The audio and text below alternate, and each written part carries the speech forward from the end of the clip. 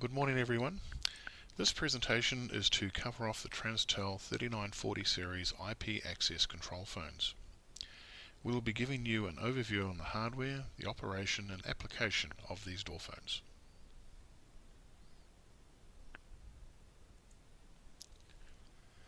TransTel is an international brand and manufactures communications products such as digital phone systems, IP phone systems, voice processing systems, IP endpoint solutions for the telecommunications and IT industry. TransTel solutions are deployed around the world in businesses and organizations such as the Federal Aviation Authority, Century 21, Remax, large hotels, residential rest homes, hospitals, defense and military installations. TransTel product range offers digital and IP solutions for small, home office, general business, enterprise customers, and are designed with a robust architecture, convenience, flexibility, and price in mind.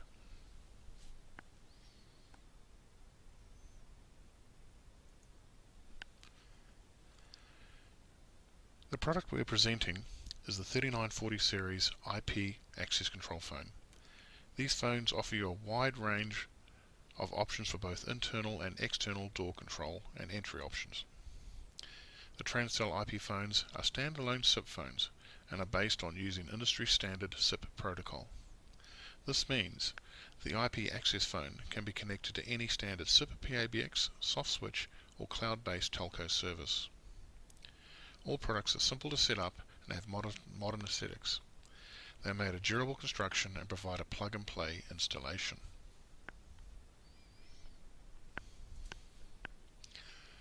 So let's run through the three phone models that we're going to be presenting here. First of all, we have the TransTel IP 3940 ACR. A is acrylic, C for camera, R for RFI card reader. If we have a look at the phone down here, we can see it's an acrylic faceplate here. We have a speaker which is actually rearward facing but has two voice channels either side, so the voice is actually coming out from behind the actual door phone. We have a keypad, a dial keypad for dialing numbers, etc. This is backlit, so very easy to see. We have your card reader down here. Microphone is just sitting underneath the bottom of the phone here. We have a video camera running VGA and 720 HD. Display tells you the status of what the phone is doing while you're using it, but also can display basically messages in regards to how to use it, how to use the phone. We'll be running through that in more detail later. We have a scroll up and down key for use for searching and scrolling through named destinations. A program key for access, entry access, just a single button call button for just dialing out, and we have an LED light here, and that is doubles up as a nightlight, and also it gives you a status of what the door phone is doing. The 3940 ACR is an indoor phone. The reason being for this is that the acrylic can be affected by the external harsh environments and in particular UV light. So if we run through the basic functions or features of this door phone, many of these will translate across to the other two models. But we have multiple door access codes. We'll go through in great detail on this, but we've got up to over 1,000 access codes if we so wish. We can open the door from any extension, e.g. if a call is put through, we can open the door with an access code as well. We have programming day and night destinations for ringing, for calls. We can integrate with the local LAN and a locally supported PBX or soft switch, as well as a cloud telco type network. Network configuration is managed by DHCP or set up as a static IP. Authorization registration with existing switching system, VoIP SIP proxy. We have automatic and busy and disconnect detection on the status of the call. We have 999 speed dial memories. We're going to go through what these can be used for a little bit later, but they're quite flexible, can either be used for a destination dialing and or PIN number. We have destination no answer forwarding. Again, this can be used in a scenario where a call is made to, say, my apartment. So a person comes up to see me, they're in the foyer, they search for my name, dial the name, it goes to my apartment, I don't answer, then it gets forwarded out to my cell phone, for example, and I can talk to them and control the door phone from my cell phone.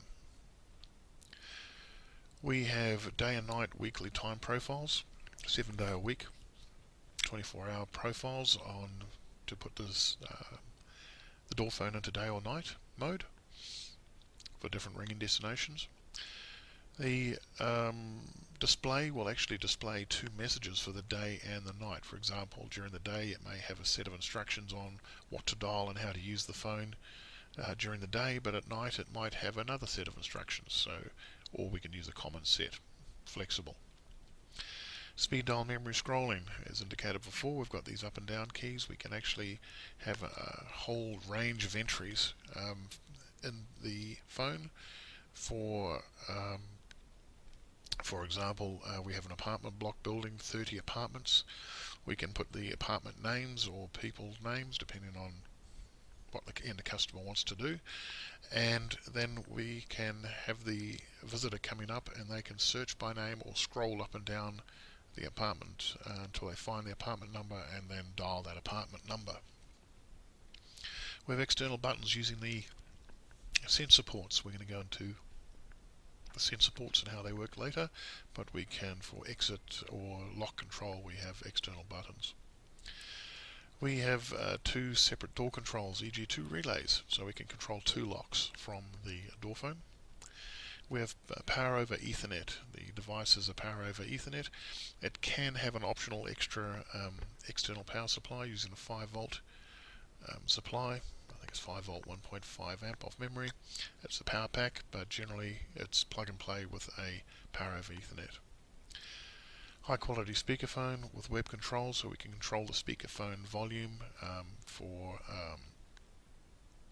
the volume of the speaker and the sensitivity actually of the microphone as well, which is very handy because each environment that a door phone is in is different, whether it be closed or open, so you can adjust the sensitivity and volume of the speakerphone.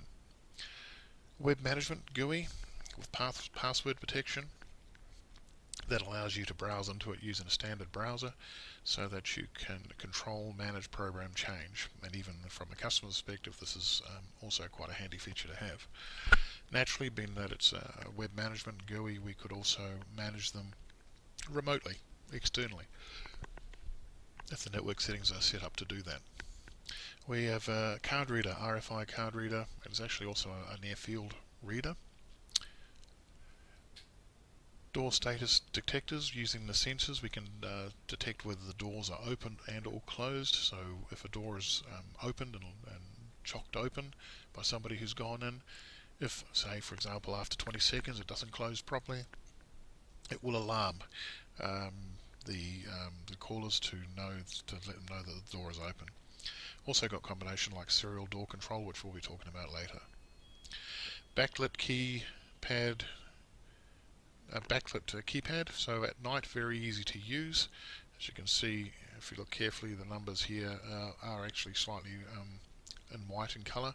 That is actually because they are backlit, so very easy to use, and at night very easy to use as well. Anti-vandal, tamper-proof with security alarm, case open detection.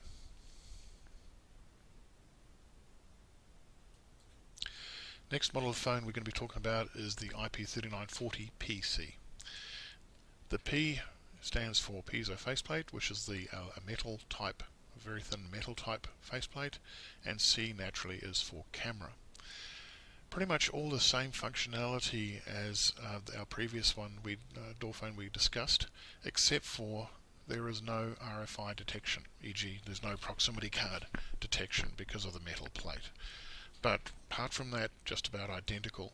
I can even right down to the keypad being a backlit display.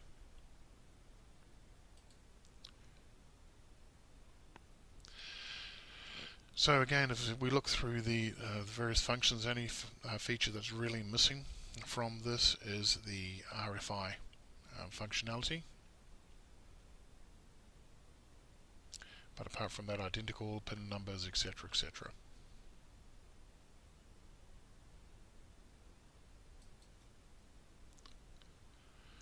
Next model is the IP3941PC. Again, the same form of the original phones. Difference is no card reader and no dial pad. This simply has simply got a call button on it and the camera.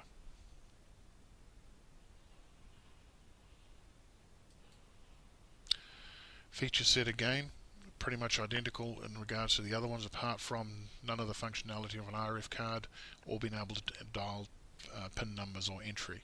So this is to get entry on this one generally is dialing by pressing the call button and via the internal extension or the called extension dialing a code to open up the door phone.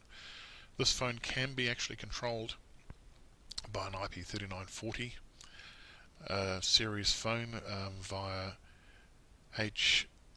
HTTPS network controls, but we'll be talking about that later in the presentation.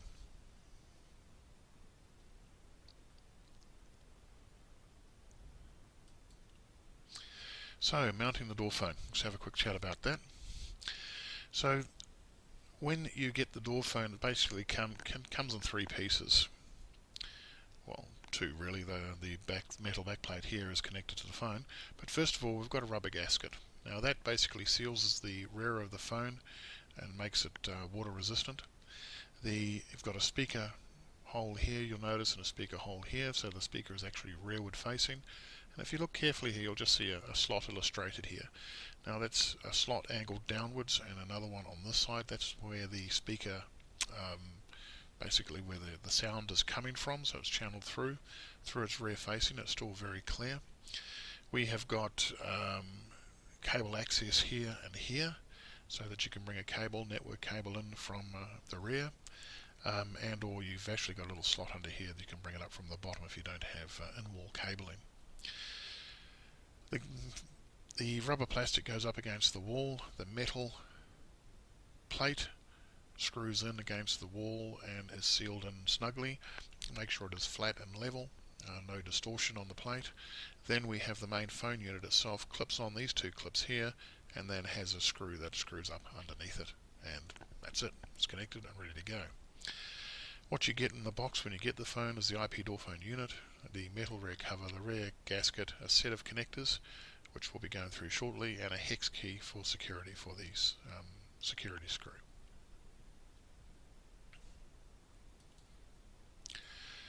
So let's have a look at the connection. Inside the phone, what we've got here is a series of connections that just about looks identical to this one here, as in the layout. We have a PoE Ethernet cable plug right here. Now the access control phones need PoE 8023 AF compliant. Okay, it's very important that this gets right. Not all PoEs are created equal out there. There's some cheap ones, and you must have an 803.3 AF, an 802.3 AF compliant PoE. Okay. Just be aware of underpowered units or units that are not compliant, because it could damage the phone or make the phone perform badly if it hasn't got enough power to drive it. Okay. Any queries or questions on that, you can give us a call and have a talk about that. Then we've got a row of connectors here, and the connector plugs come with the box. The first one here is a 5-volt ground, a 5-volt and ground source, power source, 5-volt DC, 1.5 amp. If you do not have a PoE or a PoE injector, you can use a external power pack running through to it. Just please make sure that it's the right specifications. Then we have got two sensor ports. Now these sensor ports have got a number of uses. They can be used for censoring whether the door is open or closed. They can be used for serial door control. They can be used for external switch buttons. There's even an emergency option on the phone where we can press an emergency button, sensor button, and it'll call the calling parties but display a completely different message.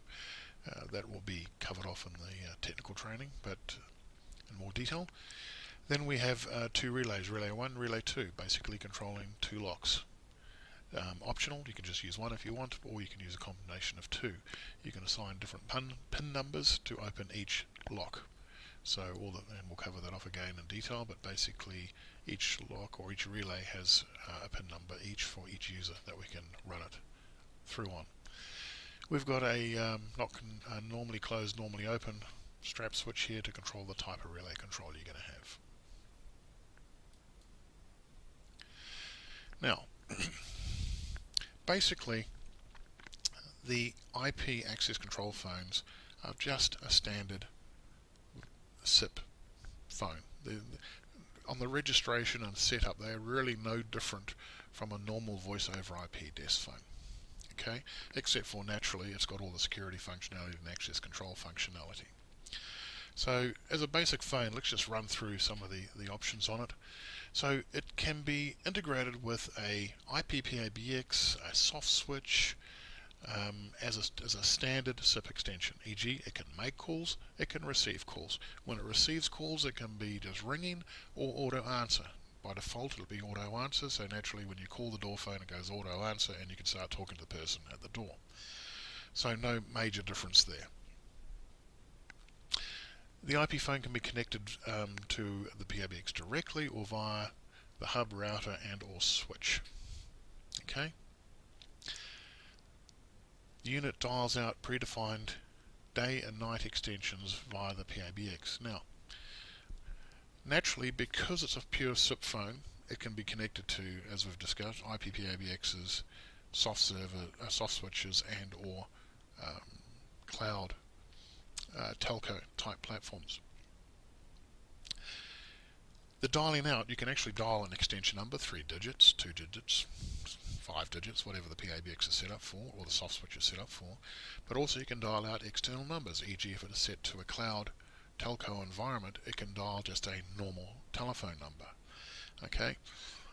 Why would you use a PABX or some sort of SIP switch in a building instead of just like a cloud server?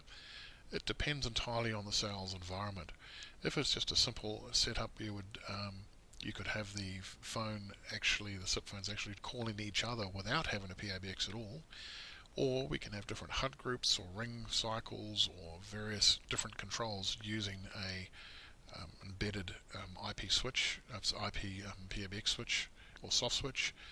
And a telco, you can also have hunt groups and various different ring plans, etc. It depends on the control, depends on the management of what you're trying to achieve. So every building or every solution we sell is different. So just bear that in mind.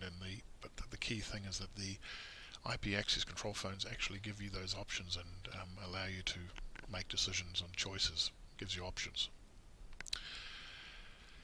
So we've talked about the unit can dial local extensions and external destinations, whether it's just going to be used as a local solution or through a telco cloud solution. It can dial pre-programmed destinations using the speed dial directory. Now remember that speed dial directory is 999 registrations or entries. So we could be dialing internal locations, and for example a large apartment or a large closed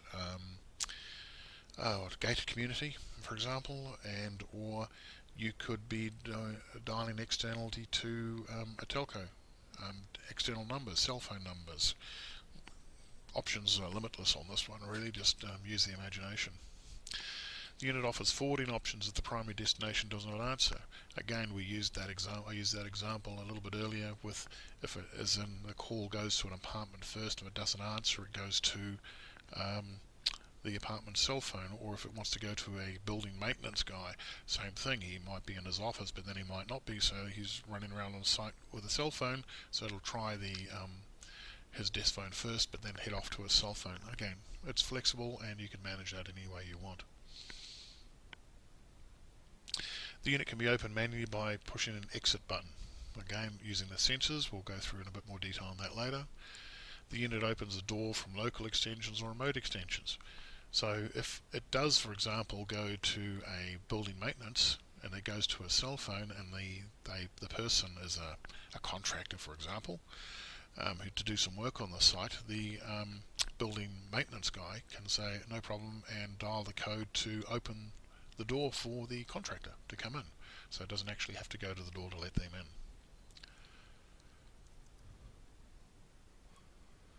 The unit management is handled by web management. The management is a web GUI interface.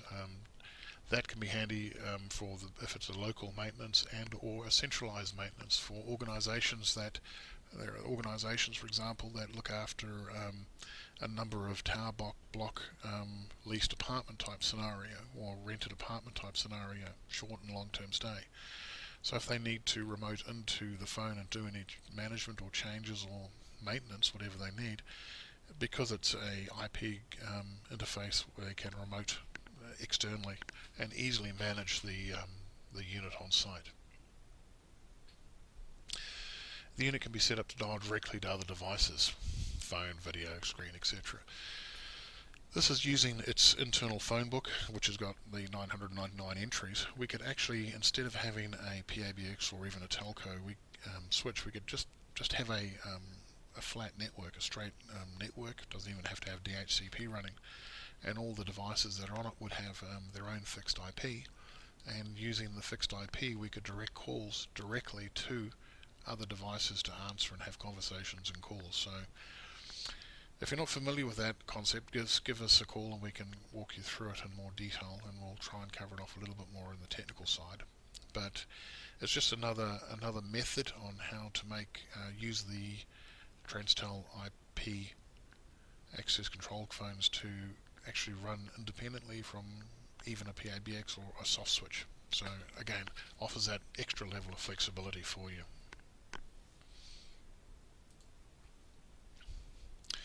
So let's just run through this quick example here. What we've got here is the IP door phone sitting here. It's connected to a LAN, which we've got a SIP proxy. Okay, so this is. Then we've got the door lock here and a SIP extension here. So scenario is person presses the call key or dials or searches and dials a number. It goes through the LAN and rings the SIP internal SIP extension or external, doesn't really matter, just a phone. Now, if that's the scenario, they could then dial the access or code to let them in, and the person can come in through the front door. The other option is that they dial a PIN number, and then that in turn fires the lock and away it goes. This box here is basically sort of like step 1 on the PIN numbers. Okay, so let's just go through this. Here we've got 9 opening codes. Relay 1, relay 2. So the one opening code we've got here, 4321. If I dial 4321, that will then fire the relay and open the door on door number 1. If I've got a second lock on another door, say for example another maintenance door or something like that, I can go 9876, and that will open the second relay. So for each scenario I've got a code for relay 1, relay 2, and I've got 9 of them here.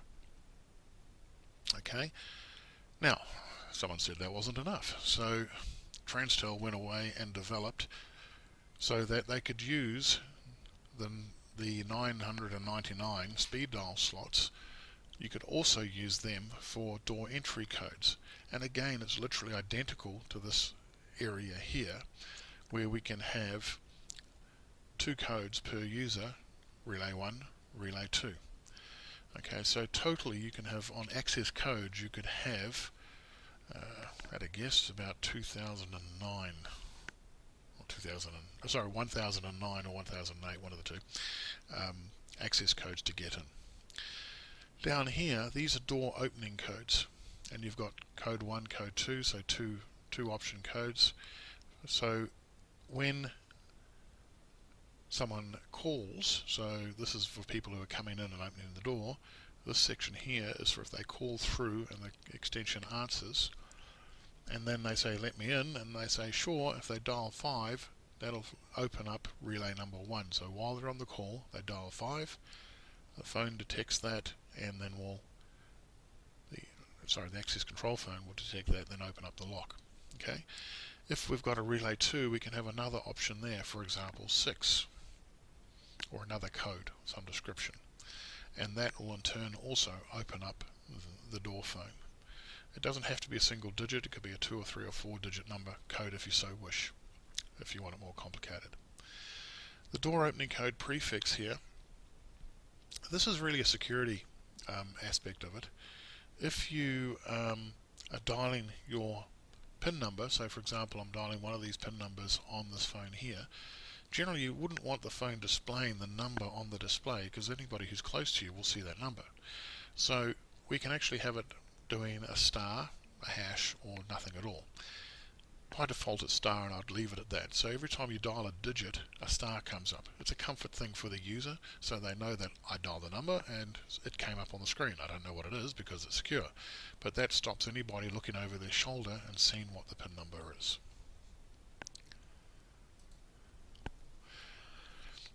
Just want to run through a couple of scenarios with how you could use the access control phone. You could use it just as a standard opening a single door, but some of the other aspects are, if we want to use the sensor ports, we can use them to detect whether doors are opened or closed. And one of the basic uses is if they've only got one door, it's left open or jammed open, and it sets off an alarm, or alarms or notifies the people that the door is being jammed open. So it's a pretty simple security way of keeping the security of the building in place. But another way is using what we call serial opening. Essentially what that does is a person dials a code or is called in, and they are allowed to open up, they can actually be let in to a small cubicle room here. So it's like a security, so the person walks in, the door shuts, and this door will not open, is locked, until that door is shut, and then only then will it be allowed to be opened to get through. So you don't have to have both doors open and everybody rushes in. They can manage the people coming in, they wait, that door's shut, and then that door's open, and away they then come into the main building. A handy security issue. It's not going to be used in all scenarios, but I'm sure a few of you have probably come across this situation before, so the TransTel will do that for you. Other options here, if we've got our two relays used on two locks, of course we've discussed the PIN numbers, etc. The RFI cards will also open and close these doors as people use it, but we can then also use our sensors as exit buttons. So for example, on sensor 1 can be door release 1 on relay number 1. Sensor 2 can be used for relay number 2 to release the doors.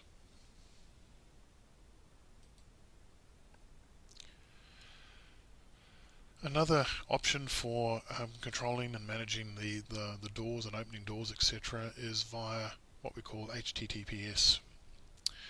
This is sending a unlock command or a data string down the network from one TransTel access control phone to another to control it. For example, if we've got an outside door unit here, we've got a security door, we can dial the code, and that dial a security code or have a PIN number that will actually send a message or a code, an unlock code, to a second unit, which will then unlock the door and also allow an exit button to be fitted and controlled. So all of the door management and locking is controlled in a secure area, and nobody can actually access it or do anything to the phone in here.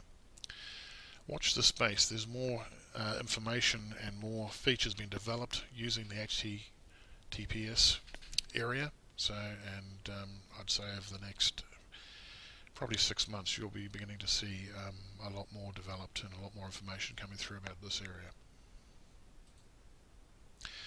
Case opening alarm, basically a tamper alarm. If anyone vandalizes or tries to open the phone will immediately notify the company or the ring destinations that the phone has been tampered with. Syslog opening report. Put this in here just to show you some of the functionality on the phone. If you're looking for reports etc. on the phone, you can actually set it all up and run it via Syslog. So this is just a Syslog watcher program which is the phone is connected to. Now, and as you can see, it's sending out information about the source of the IP source, the date, time, what the message is. This is check door phone code 8, so it's opening the code, PIN numbers, etc. All that's been dialed and sent through. This is just to show you that the phone can integrate to third parties. So, for example, if you have a existing building management, and it can handle a syslog stream message and translate it, you can integrate a TransTel into an existing system. There is also a TransTel system coming out, or TransTel server coming out, which will be talked about later in its own release presentation. But again, just watch this space. This is another development that's coming and will be available on the TransTel in the near future. Video streaming capability. I actually really like this part of it. This little feature is great. Let me try and explain this. In today's environment, we all know there's a lot of cameras out there. A lot of buildings have their own security cameras running, and these security cameras will generally be connected back to an NVR, a network video recorder. So essentially, it's recording what the cameras are seeing for the security of the building, so they can search back and look through events. The TransTel IP access control phones can actually be streamed back to an NVR. So the NVR is actually logged into the camera on the access control phone, and is constantly receiving the video stream from the camera. So this is now effectively monitoring the environment or the area that the door phone is in. For example, if you're in a foyer type environment, it is constantly streaming all of the what the camera sees there. So not only will you'll be able to see anybody coming up to use the phone, which is great, but if anybody's up to, I don't know, trying to kick the door down, vandalizing something, trying to a fight or something breaks out in that area, it's actually been recorded back to the NVR, and it's not screamingly obvious that it's a video camera, so people generally would leave it alone, I guess, from that perspective. Now, on top of that, the phone will continue operating as in the normal call phone. For example, if someone does walk up to the phone, select an apartment or something, and ring the apartment, they will see the person just like a normal video call. In this example here, it's a TransTel 3970, which will be released shortly, which is an Android panel phone for apartments, and it can receive calls and open doors and that kind of thing. So they will be able to see the call. The NVR is recording that call as well, because it's always online, running 100%. So you can now start integrating the TransTel IP access phones with existing security aspects.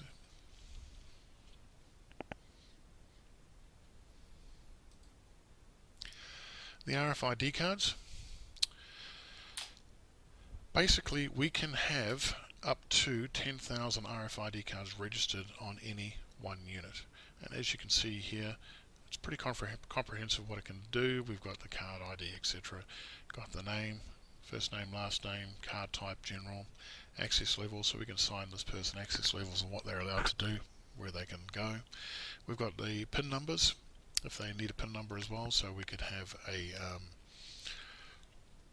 someone on the access control phone, someone could just use a PIN number to come in, someone could just use a card to swipe in, and some will have a card and a PIN number combination, so that could be set.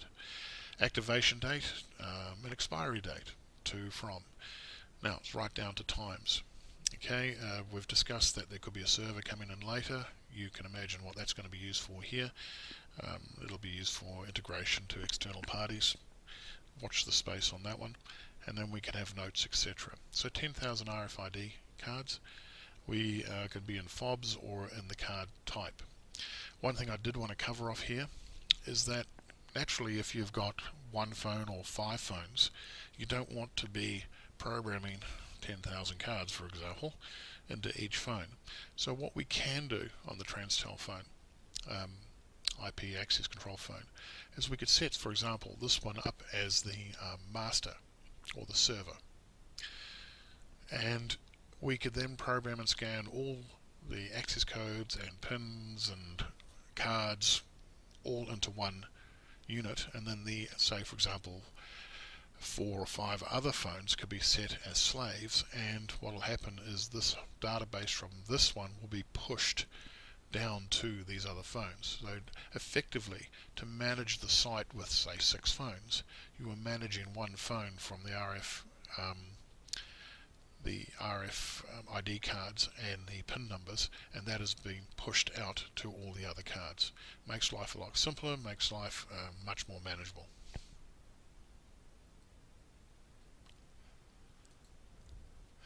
Specifications, basically pretty self-explanatory. Things I would point out here is the dimensions: 182 long by 94 wide.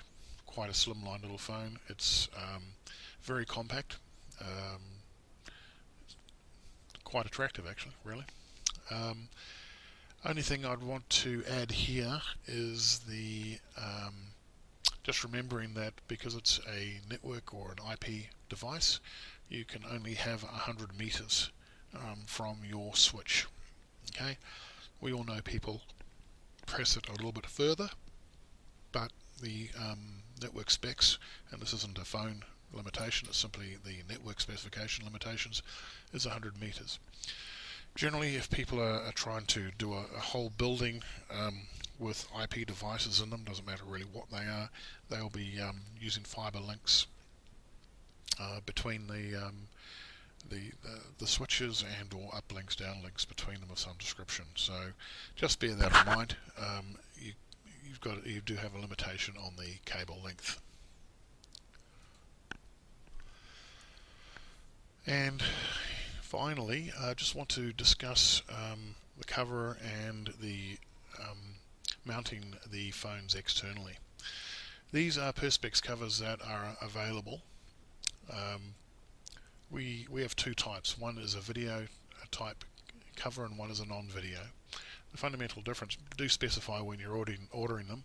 The non-video cover, you'll notice, it's very hard to see here, but it's just like a flat top, and that is so that because the camera is pretty wide angle, it doesn't obstruct the camera in any way, whereas the non-video one actually comes down at a slight angle.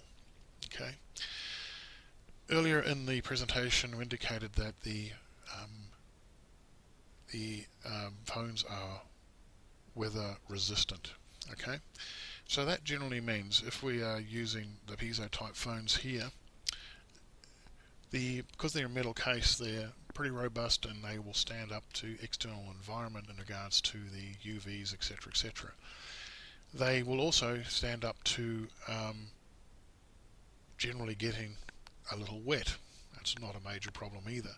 What they do not like is full-on, well, through we haven't had any problems, just they need to be in a case for a start if they're external to protect them more, and they are not completely waterproof, or can't guarantee that they're waterproof if they're being hit by a direct stream of water, e.g. I'm hosing the thing down.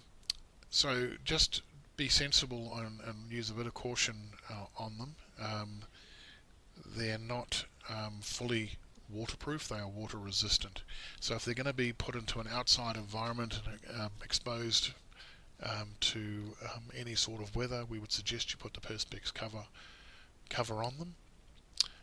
It's pretty much mandatory actually to put it on there just to protect them from the general weather or undercover of some description. Avoid any situation, for example, if someone gets in there with a water blaster to clean the building, you don't want a water blaster hitting one of these things. Matter of fact, you probably don't want a water blaster hitting pretty much most external devices out in the field, because it'll just number one, it'll damage it, because water blast is pretty destructive. So you've got your optional covers there. Just be aware that they're there, and if you're going to mount one of these units out in the weather, we suggest that you do use them. Okay, so that's pretty much it. Thank you for your time. We appreciate it. And if you have any queries, questions, please feel free to contact us, and we will be able to help you out more. Thank you.